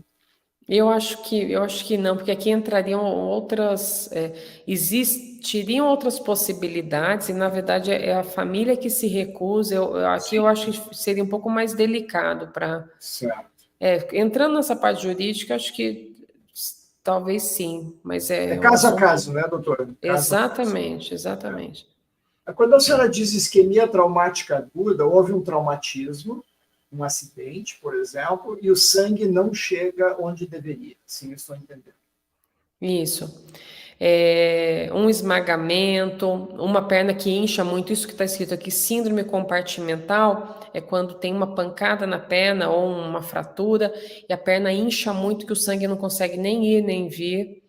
Então, esses tipos de isquemias traumáticas são falhas de oxigenação pelas artérias da própria pessoa, porque ele teve um acidente. Esmagou um pedaço do músculo, está muito inchado, teve essa fratura. Então, esses tipos de lesão, a pessoa está bem num dia e no momento seguinte, num dia não, né? No momento ela está bem, sofre um acidente automobilístico, e aí não vai chegar o sangue ali naquela região. E aí seria nesse intuito de chegar um pouco mais de sangue para essa cicatrização. Queimaduras, doutor. As queimaduras entram aqui também. É importante a gente falar que todas essas indicações que a gente está mencionando são indicações que são aceitas no Brasil, tá? Que são autorizadas de uma forma sem nenhum, como que eu vou explicar? Legalizadas, né? São as Sem indicações óbices. legalizadas, isso, porque a gente sabe que, como eu falei agora, o atleta do futebol que teve a distensão muscular, se a gente procurar aqui, a gente não vai achar. Ele pode fazer, ele faz, mas, por exemplo, o convênio não vai pagar aquilo porque aquilo não está no rol das indicações. Né? Então, além dessas que a gente vai falar agora, existem outras, algumas bem comprovadas, outras não, que também são realizadas, tá? No Brasil, umas mais, outras menos, mas essas que a gente está falando são as que são legalizadas, vamos dizer assim, as comprovadas, e que os convênios pagam. Então, nas queimaduras, a gente precisa de um processo de, vamos dizer assim, uma formação de uma pele nova ali, né, naquela região. Então, a pessoa perde a pele, ela tem um inchaço, essa é outra coisa da hiperbárica que ela é boa. Quando o paciente faz a sessão, os órgãos que estão inchados, que tem muito inchaço, esse inchaço ele é drenado, que como aumenta a pressão do ambiente, esse inchaço tende a voltar para dentro da circulação. Então, na queimadura, que tem um pouco desse inchaço, também essa perda de pele, ele ajuda nessa recuperação e também na melhora desse inchaço. Uhum. Perfeito. E as lesões refratárias nós falamos várias vezes, né? Úlcera de pele, pé diabético. Doutor, o que é essa escara de decúbito para o pessoal entender, que é bem frequente na experiência médica? Sim, quando a pessoa fica deitada na mesma posição e ela não consegue se mexer por algum motivo, ou porque ela está numa UTI, numa situação grave que está entubada, ou porque ele é um idoso que tem já uma demência e ele não se mexe, ou é um paciente com uma doença grave que ele já não tem movimento, ele não consegue virar de lado. A gente sempre dá aquele exemplo, se a gente está sentado na cadeira há bastante tempo e começa a incomodar, a gente vira um pouquinho para o lado, vira um pouquinho para o outro, a gente sempre está mexendo os pontos que a gente tem de apoio, onde a gente está sentado, onde a gente está deitado. Essas pessoas que não têm essa movimentação, se elas não são viradas, né, de tempo em tempo, existem regras para isso, a enfermagem estuda isso e faz isso de uma forma muito correta, esses movimentos. Se a pessoa não é virada e ela permanece muito tempo deitada na mesma posição, apoiando no mesmo lugar, que geralmente é o quê? A região do bumbum, a região aqui do lado do quadril, essa região faz uma ferida. É como se apertasse por tanto tempo ali aquela região que a circulação para de passar. E aí aquela região morre e faz uma ferida. A gente chama isso de escara, decúbito, né? Porque fica essa região que está deitada. E aí é muito difícil de cicatrizar, porque a pessoa geralmente continua deitada, e ela continua deitada em cima dessa área que está machucada. Perfeito, muito claro. Doutora, tem um outro nome feio aqui, deiscência de sutura. Isso aqui só cirurgião fala. Só cirurgião, né? Então, o que acontece? Quando a gente vai fazer uma cirurgia e faz um corte na pele, para fechar a pele, a gente faz algo que chama sutura. Então, aquela costura da pele chama sutura. E quando a pessoa fala assim, abriu os pontos, né? Os meus pontos abriram, significa que teve a deiscência dessa sutura. Então, às vezes, uma cirurgia, ela não conseguiu segurar aquela cicatrização, o corte da cirurgia não foi cicatrizado de forma adequada. E em algum momento dessa recuperação, abre algum ponto. Então, fica aquela ferida que está aberta, mas onde foi feito um corte, previamente, de forma recente. Isso daí não dá para costurar de novo e fechar. Isso daí acaba fechando da forma que está. Em algumas vezes a gente reopera, mas às vezes não. E aí a gente precisa como se fosse estimular essa cicatrização. Daí entraria a hiperbárica de novo, para ajudar o tecido ali a crescer mais rápido, para fechar esse lugar que foi rompido. Doutora, mas digamos que a senhora deu 6 pontos, 2 romperam. Por qualquer motivo, pressão ali, enfim, a pessoa roçou em alguma coisa. Por que não dá para dar os pontos de novo? Quando abre ali, tanto tem já a contaminação da pele, das próprias bactérias, já começou a existir ali um processo de cicatrização. Se a gente junta uma borda com a outra, ela não vai colar, vamos dizer assim, normalmente, como se tivesse recém-cortado. Então, existe um certo tempo até que a gente pode fazer isso, sabe?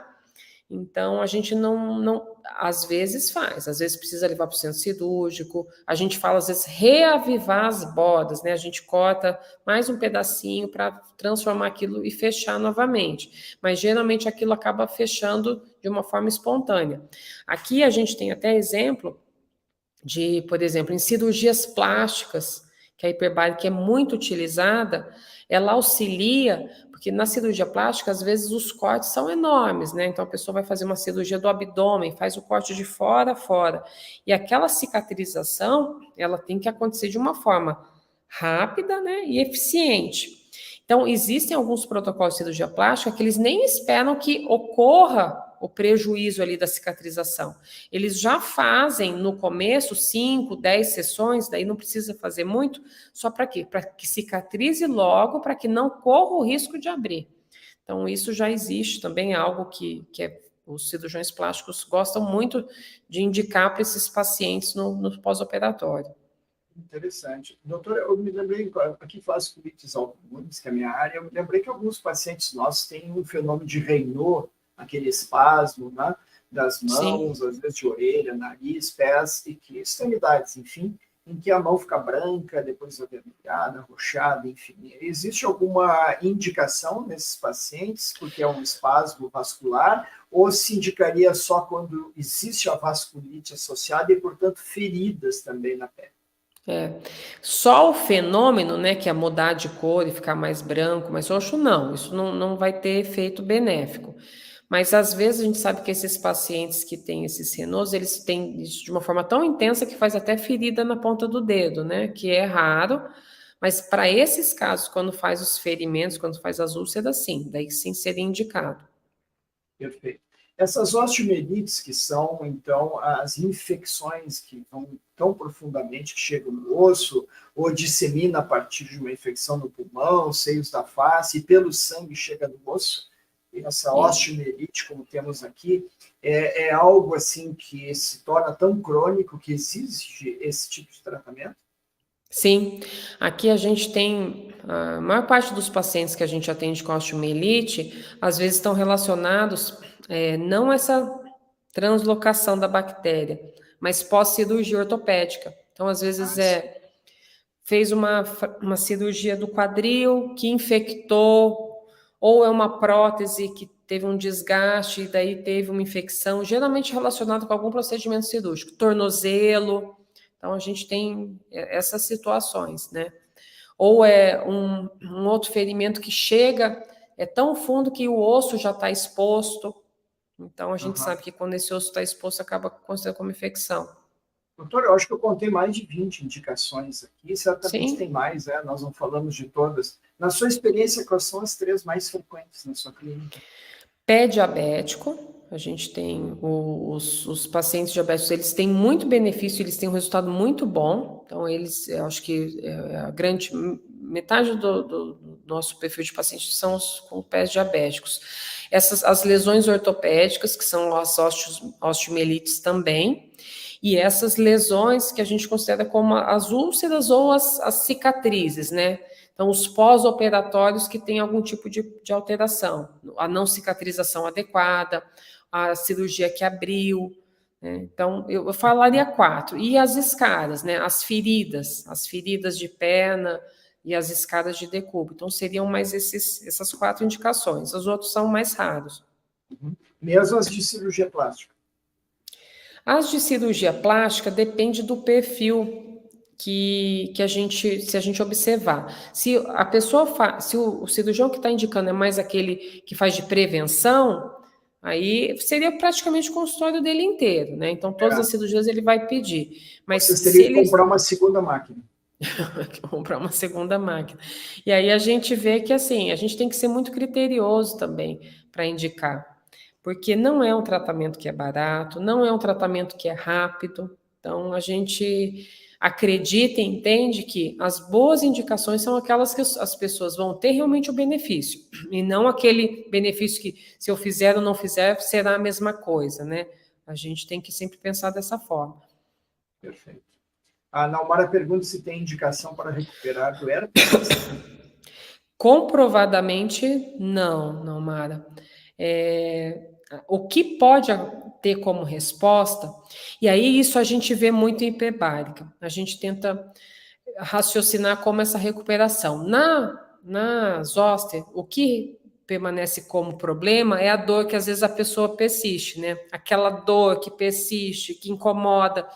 E a gente tem na área de neurologia muita melhora em pacientes com alterações medulares, com alterações pós-AVC, com essas alterações. Isso é comprovado.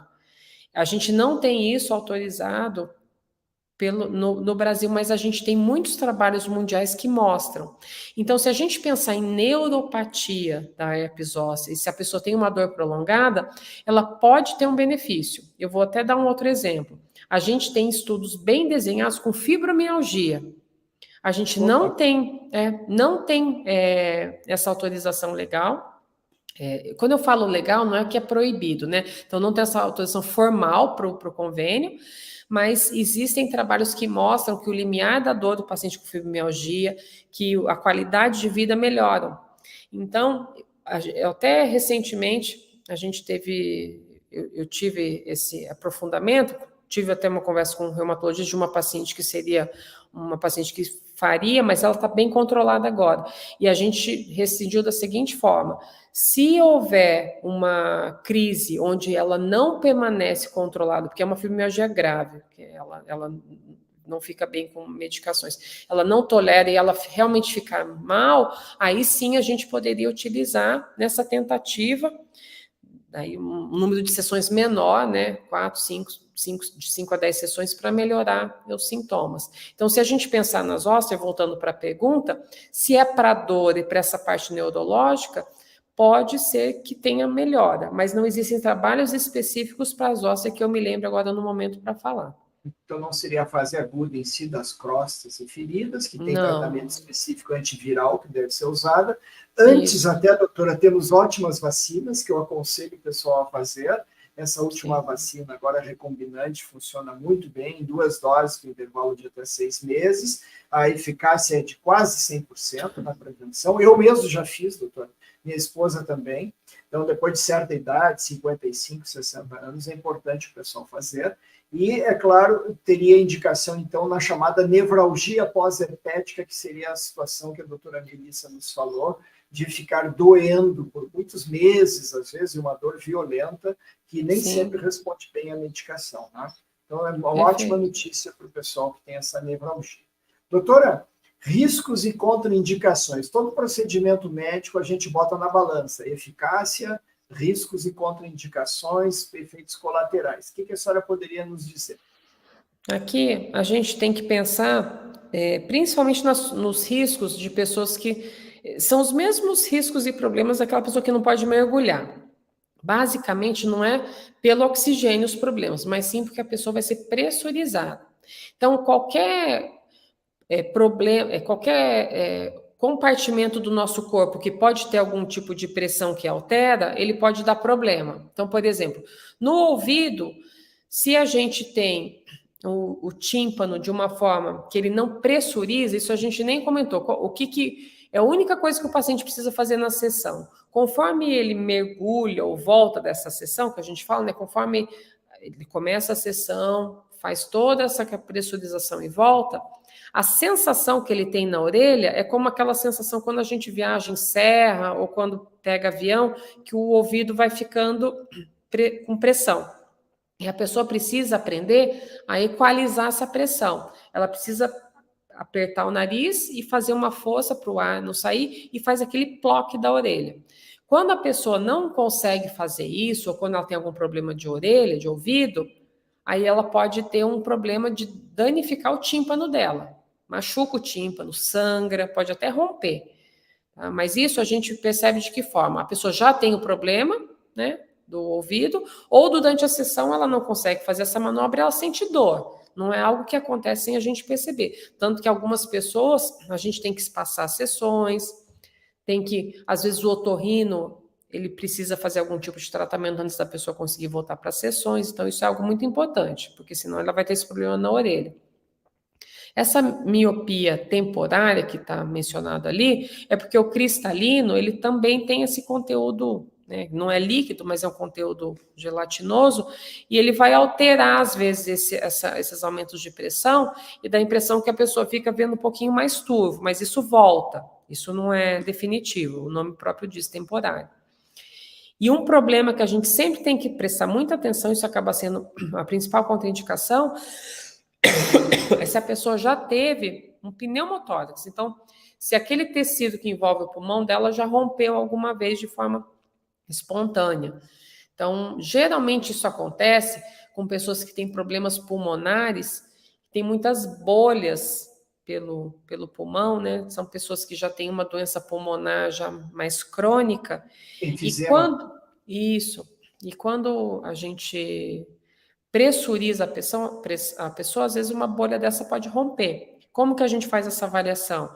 É feito tomografia, raio-x, a gente consegue dosar CO2, O2 da pessoa pelo sangue para ver que tipo de padrão respiratório que ela tem, né? Então é feito tanto um controle antes, porque às vezes a gente vai contraindicar o tratamento, como também do acompanhamento, que se tem algum problema a gente sabe como parar. Aqui de convulsão, quando que acontecem essas convulsões de toxicidade de oxigênio? Quando a pessoa fica muito tempo em contato com o oxigênio. Por isso que as sessões são de 1h30. A gente tem isso como segurança. Se a gente deixar a pessoa mais tempo, que a gente poderia pensar, então deixa eu ficar aqui 6 horas em tratamento, que já vai cicatrizar tudo melhor, mas não, daí o oxigênio passa a ser maléfico. Se eu tenho uma quantidade de oxigênio ofertada muito grande, às vezes ele passa a ser tóxico e a pessoa pode ter convulsão, mas quando passa desse período de 1h30, né? Por isso que a gente, na verdade, quando passa muito mais que isso, né? 2, 3 horas. Por isso que a gente tem que ter esse controle de tempo de sessão.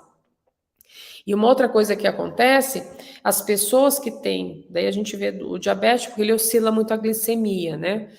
A sessão de hiperbárica, ela funciona como se fosse um exercício que a pessoa faz. Ela gasta energia quando ela recebe pressão.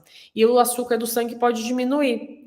Então, a gente toma muito cuidado com os diabéticos, que eles têm que ter um nível mínimo de glicose. A gente mede antes de entrar na sessão, porque se tiver muito baixo, ele precisa tomar. A gente utiliza, tem uns sachêzinhos que são de glicose, né, que é uma glicose rápida, mas a gente começou a utilizar também groselha. A gente dá um copinho de groselha geladinha, que isso já estabiliza ali um pouco, porque a gente sabe que durante a sessão a glicose vai diminuir. Vai diminuir. Essa é a Vai. Interessante. A Bia pergunta se uma criança com osteomielite no pé teria indicação no seu pós-operatório. Se é uma osteomielite que é grave, assim, vai ser operada, foi operada e precisa dessa cicatrização de uma forma efetiva. O que eu quero dizer com isso? Se é algo leve, que vai resolver fácil, é um osso pequenininho, não tem por que indicar. Mas se é algo que é um processo lento, demorado, já é um quadro mais arrastado, com certeza tem indicação. Com criança, é um pouco mais complicado, porque a gente tem que saber o tamanho da criança, tem que saber como é que ela vai se comportar para fazer essas sessões, né? É 1h30 cada sessão, às vezes isso diário. A gente tem casos, às vezes, de bebês, a gente não atende crianças aqui na clínica, né? Por questões logísticas. Mas, às vezes, a mãe tem que entrar junto com a criança, com o bebê, naquela monoplace. Se for naquela maior, vai ter que ter o adulto junto também. Então, a logística, ela é bem trabalhosa. Por isso, daí é o que a gente falou, né? Colocar na balança, ver os benefícios. Então, se é uma osteomielite mais grave, com certeza vai ter indicação e benefício. Se é algo mais leve, às vezes não. Doutora, criança de colo em avião é batata. O avião começa a descer, a criança chora. Porque os pais não sabem que tem que dar uma balinha, alguma coisa, para elas ficarem engolindo e equalizando a pressão. Então, a gente vê sempre algum nenê chorando, alguma criança pequena, quando o avião está prestes a aterrissar. Seria o mesmo dentro da câmara? Como é que funciona? Sim, a mesma coisa. Como é que a Aí, senhora faz? O pessoal recomenda, então, dar uma balinha para essas crianças? então, e daí dentro ela não vai poder, né? Não vai poder comer, né? Isso não é permitido. Se a gente for pensar até de chupeta, chupeta é uma opção, só que a chupeta tem um problema, às vezes a chupeta vai estar pressurizada, né? Ela vai estar até, né, Colabada. murcha, exatamente. Mas é uma opção, né? Mas se a criança não chupar a chupeta, aí já é mais difícil. Mas a balinha em si, comer alguma coisa é complicado, né? Pois é. Ensinar Pirulito, essa. quem sabe, doutor? É, Doutora, vamos para a nossa sessão final aqui, que é de contraindicações. A senhora já sim. falou no pneumotórax, mas seria interessante a senhora explicar para o pessoal o que é um pneumotórax. Isso, o que que acontece? A gente tem o pulmão envolto por duas membranas ali. A gente tem uma que fica em volta do pulmão e outra que fica ali como se fosse na nossa caixa torácica, que é ali na parte do osso. E entre as duas tem um líquidozinho que deixa elas como se fosse podendo movimentar entre elas, porque conforme o pulmão expande, então a gente respira e inspira, ela tem esse movimento. Quando alguma coisa perfura essa membrana, é como se o pulmão murchasse, é como se o pulmão não tivesse mais aquela arquitetura que o ar está dentro, porque é aquela membrana que segura um pouco ele. Então, isso acontece por quê? Porque daí entra ar naquele espaço pequenininho que eu falei que tinha o líquido, né? E ali passa a entrar ar. Então, a gente vê que o pulmão fica bem encolhido. Então, na verdade, o pulmão para de funcionar de forma adequada ali, né? Ele não consegue mais fazer aquele movimento de encher e esvaziar. E ele fica bem murchinho ali, que é o que mostra. Então, toda aquela área que está bem escura, que é a área onde estão as setas, vira como se fosse um monte de ar. Então, ali não funciona mais como respiração e o pulmão fica todo grudadinho. Então, isso que a gente chama de pneumotórax. É como se fosse entrar ar no tórax, mas no lugar errado. Não entra no pulmão, entra fora do pulmão. Né? Então, Isso, essa contraindicação, doutora, é de quem está com isso, por um acidente, por exemplo, ou quem teve já no passado. quem teve no passado passa a ser uma indicação relativa, principalmente aqueles que são espontâneos. Por quê? Porque se você já teve uma vez isso espontâneo, então sem ter tido uma cirurgia, um acidente, você vai ter chance de ter de novo. Então pode ser que durante a sessão isso ocorra. Tá? Quando a gente faz cirurgia do pulmão, que daí geraria um pneumotórax ou um dreno, aí é relativo. Se está bem cicatrizado, se fez um exame, se o pulmão está bem, daí não tem problema. Certo, perfeito. Uso de remédio, doutora. O que acontece? Essas drogas que estão ali são poucas drogas que são contraindicações absolutas. Os dois primeiros são quimioterápicos, né? Bleomicina e cisplatina, e o disulfiram. Quando você usa essas drogas e passa a entrar num ambiente que tem mais oxigênio e essa alteração de pressurização, ela vai potencializar esses efeitos colaterais dessas toxicidades. Então, tanto a bleomicina, acho que é a principal, que a gente sempre se preocupa, que ela vai ter essa toxicidade cardíaca, como também a cisplatina, que acaba retardando, ela tem um efeito inverso ali, ela não vai deixar ter essa cicatrização. E o disulfiram é mais por exacerbação do efeito da droga. Porque daí a gente acaba pedindo, a pessoa não pode estar tomando se for fazer a sessão. Mas o principal que a gente se preocupa é a bleomicina. Aí tem contraindicações relativas, quer dizer, de caso a caso o médico vai decidir se pode Isso, fazer ou não. isso. Que seria a gravidez, né? A gente tem que ver qual que é a situação da gestante que precisa, né, da hiperbárica colocando em risco, às vezes, a gestação, porque a gente não tem respostas em gestantes que realizaram hiperbárica num grande número, né? Então, na verdade, a gente não sabe qual que seria esse efeito. Teoricamente, não teria problema, mas a gente não tem essa resposta comprovando que não tem problema, né? E a infecção no ouvido e a asma está mais relacionada a essas inflamações que vão estar envolvidas nessa parte. Tanto que você precisa fazer o exercício lá para poder fazer a sessão, como da asma, que às vezes pode ter uma crise de tosse, pode ter um desconforto quando for fazer essas alterações de pressurização. A pessoa e aí entraria também enfisema e bronquite crônica, né? Então, por exemplo, a gente já teve pacientes com efisema, onde aí eu tenho que fazer um controle bem rigoroso. Tomografia, ver se não tem muitas bolhas no pulmão, saber se essa pessoa não é, às vezes, uma retentora de gás carbônico, porque às vezes ela está acostumada a ter muito gás carbônico para respirar, mas aí se você coloca ela no ambiente com muito oxigênio, isso para ela pode ser ruim. O centro respiratório dela, que é o que regula a gente respirar, às vezes pode ficar confuso. Isso é ruim, né? Então a gente faz essa análise. E aqui as cirurgias no tórax, né? Mas se está cicatrizado, se já faz um período e a pessoa ela teve uma recuperação do pulmão, isso daí passa a não ser contraindicação formal, não. É relativo. Na sua experiência, já passou por alguma situação de ter que parar a sessão porque o paciente teve algum problema? Problemas graves, não. A gente não deixa o paciente desconfortável, sabe, Carlos? Então, às vezes o paciente sente calor ou sente frio durante a sessão, depende do dia, depende da temperatura externa. Ou, às vezes, a gente já teve exemplos assim, o paciente teve crise de tosse, igual essa que eu estou tendo aqui durante a nossa conversa. A senhora está com contraindicação relativa ao procedimento, doutora. Exato. Hoje, Teve uma crise de tosse por algum tipo de desconforto, não era por infecção, nada, ou uma dor de ouvido que começou a incomodar um pouco mais, a gente até antecipa o final da sessão, a gente não vai deixar até o final, porque tem que ficar 1h30, a gente pode parar antes, mas de problemas mais graves, assim, não aconteceu, a gente não teve nenhum caso de pneumotórax, nenhum caso de convulsão, e a gente sabe que eles existem, a gente tem todo o preparo para isso, né? Então a gente só funciona por quê? Porque tem todo um treinamento de atendimento de emergência, o carrinho que a gente fala que é o carrinho equipado com as medicações, com todos os equipamentos, para que se aconteça algum tipo de intercorrência do paciente, a gente poder fazer todo o atendimento.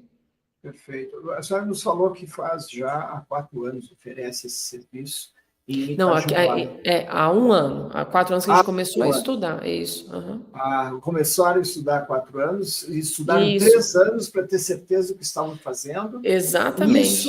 Isso lhe permitiu responder a minha pergunta sobre se teve que interromper o procedimento com conhecimento de causa, porque vocês realmente registram, filtram muito bem esses pacientes antes de encaminhar para o procedimento, né? Então, por isso não houve essas complicações. Mas, doutora, como é que funciona em relação aos benefícios que a senhora tem observado? Quais são os resultados dessa terapêutica em o quê?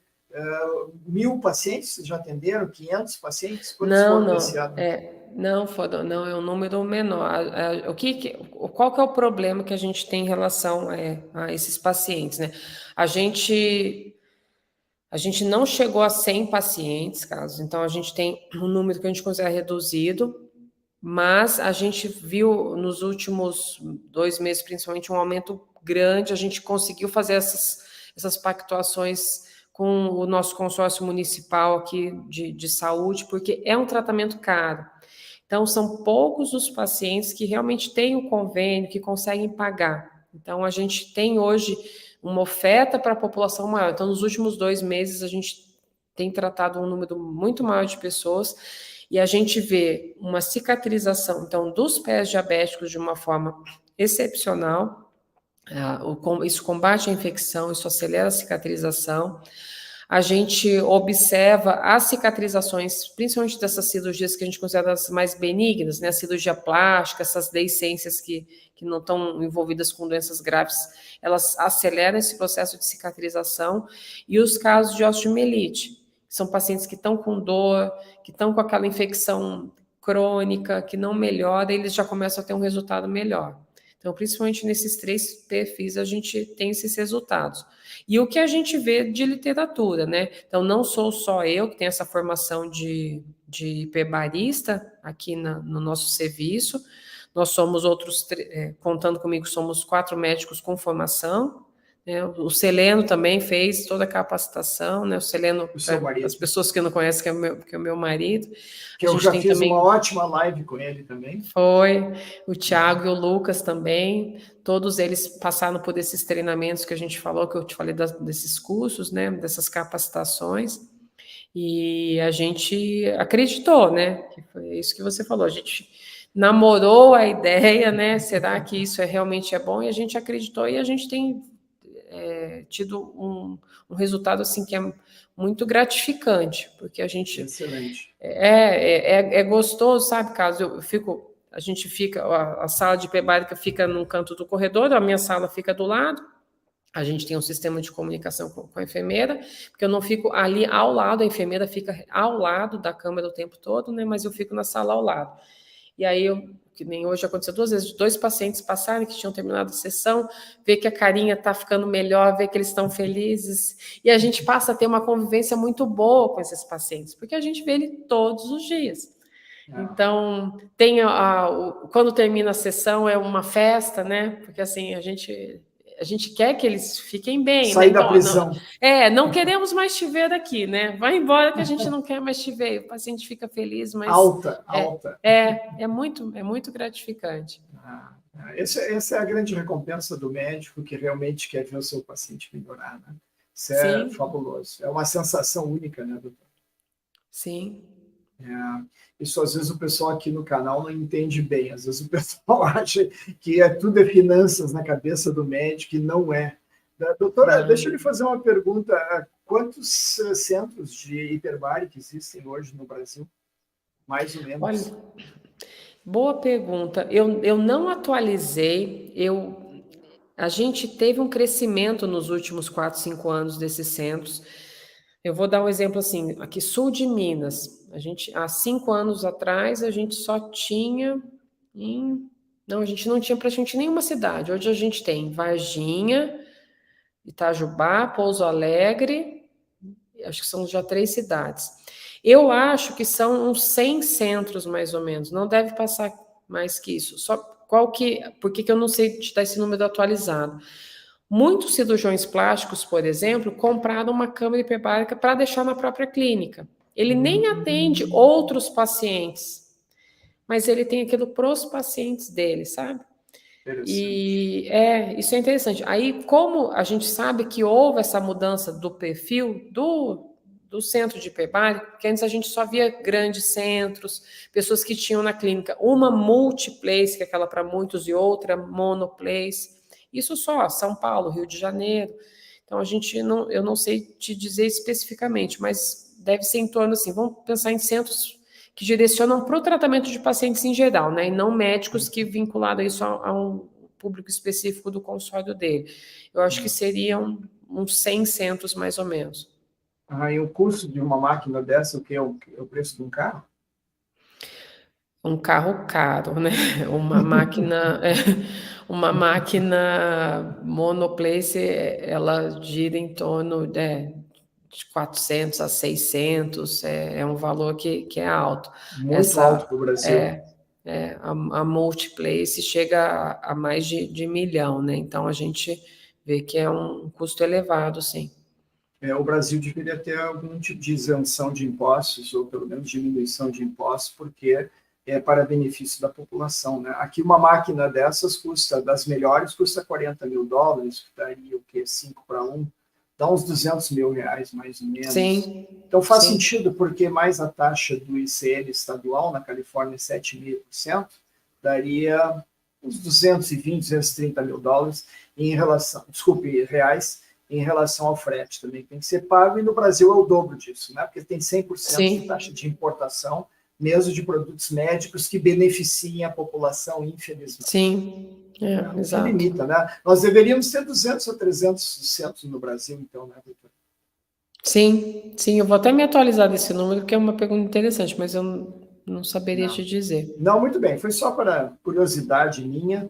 pessoal. Eu gostaria de agradecer sobremaneira a presença da doutora Melissa aqui novamente na nossa live, agradecer a sua disponibilidade, seu conhecimento, sua grande experiência, ilustrou assim de forma brilhante, aprendi muito, porque é uma área, como eu disse no início aqui, em que eu sou absolutamente neófito, e eu já sei indicar melhor, inclusive, para alguns pacientes meus, e felizmente são poucos, doutora, porque as doenças mais complicadas a gente procura evitar, já fazendo diagnóstico precoce, né? E com os recursos terapêuticos que se tem hoje, mesmo essas vasculites aí com tendência a ser mais graves, a gente consegue muito bons resultados. Doutora Melissa, muito obrigado pela sua atenção. Gostaria de agradecer, claro, a quem esteve conosco até o momento e que participou aqui, inclusive, com perguntas, questionamentos, alguma experiência pessoal. Doutora Melissa, microfone aberto para a sua manifestação final. No caso, mais uma vez eu agradeço, olhando ali o reloginho, o tempo realmente passa, a gente não percebe. Peço desculpas que isso é bom, em alguns momentos isso é bom. É bom, a garganta secou que eu tossi um pouco, não estava nos planos. A gente sempre está aqui à disposição, é uma honra poder participar. O seu canal, acho que ele atinge pessoas de uma forma assim exemplar. Eu comento sempre assim, o conhecimento ele tem que ser divulgado e divulgado de uma forma que a gente considera como gratuita, né? É ruim você exigir que as pessoas precisam acessar, às vezes é tão difícil ter a informação correta, a informação que é real, né? E de uma forma que isso tem que ser fácil. Então, isso é sensacional. A gente está sempre aqui à disposição e, mais uma vez, obrigado. Excelente, doutora. Eu ontem recebi o comunicado de uma colega, com quem eu fiz, é claro, uma live, e ela me disse que o pessoal está adorando o canal na sala de espera do consultório. E é claro que ela privilegia as lives em que ela fez comigo, mas ela mostra outras lives também. Doutora, fica a ideia aí, na parte da medicina hiperbárica, o pessoal já tem onde se informar bem com a senhora, né? Aqui no canal, essa live fica gravada, como eu sempre informei. Muito obrigado, então, a todos. Eu estimo um ótimo final de semana. Eu aqui da Califórnia, passando por uma onda de calor e com a minha blusa, camisa primaveril, me despeço de todos vocês. Estimo que a doutora melhore essa tosse aí e que às vezes acontece e nos trai nos melhores momentos, né, doutora? Verdade, um abraço verdade. Também ao doutor Celeno, que nos acompanhou, esposo da doutora, que com muita condição de técnica e conhecimento também participou de uma live aqui comigo. Um grande abraço. Um abraço a todos vocês, boa semana, até a próxima live, doutora. Tchau. Tchau, até a próxima. Tudo de bom aí, Itajubá. Tudo de grande bom. Sucesso nos seus empreendimentos, parabéns pela cara e coragem. Eu sei que não é fácil fazer esses investimentos em medicina. É muito suor e trabalho. Sim, obrigada. Tchau.